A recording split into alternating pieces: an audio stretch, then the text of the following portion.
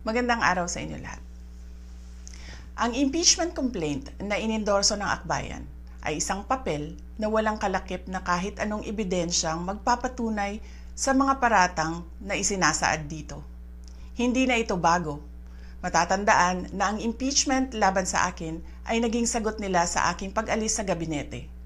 Isang hakbang na isinagawa dahil hindi na maipaliwanag ng Pangulo ang patuloy na pagkalugmok ng bayan sa kahirapan dulot ng kanyang kapabayaan at bisyo. Noong 19th Congress, binuksan pa nila ang isang Investigation in Aid of Legislation. Hindi upang lumikha ng batas, kundi upang magsagawa ng isang malinaw na fishing expedition para sa planadong impeachment laban sa akin. Paulit-ulit nilang ibinandera ang isyung Mary Grace Piatos bilang umano'y bahid ng katiwalian. Kahit na sa kabila ng lahat ng investigasyon ay wala silang naipakitang kahit isang direktang paglabag sa paggamit ng confidential funds. Sumunod na dito ang bentahan ng mga pirma para sa impeachment at ang mga tinaguriang for later release projects na ipinangako umano sa ilang miyembro ng Kamara upang itulang ang impeachment laban sa akin. Mga pangyayaring mismong inamin na ng ilang mambabatas sa kanilang mga naging pahayag. Mga kababayan, walang kredibilidad ang akbayan upang mag-endorso o magsumite ng impeachment complaint. Ilang ulit ng hayagang ipinahayag ng kanilang pinuno ang kanyang intensyong tumakbo sa pagkapangulo. Isang malinaw na indikasyon ng pampulitikang motibo sa likod ng kanilang mga hakbang.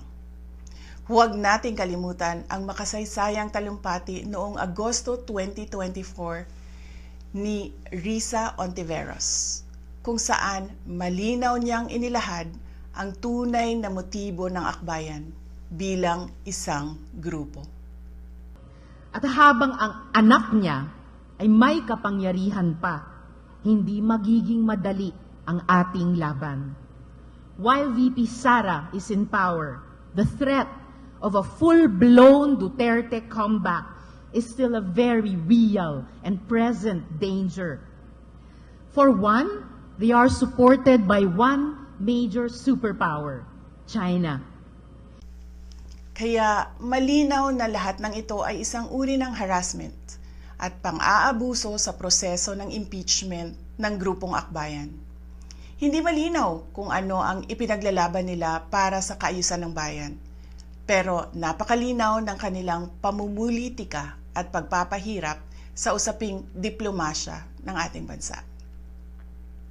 Sa huli, ang tunay na laban ay hindi lamang laban ng iisang tao o iisang grupo. Ito ay laban para sa katotohanan at sa dangal ng ating bansa. Naway magsilbi itong paalala sa ating lahat na ang kapangyarihan ng impeachment ay hindi dapat ginagawang sandata ng politika, kundi isang banal na proseso para sa hustisya at pananagutan. Sapagkat kapag nanaig ang abuso, ang tunay na talunan ay ang sambayanang Pilipino. Syukran.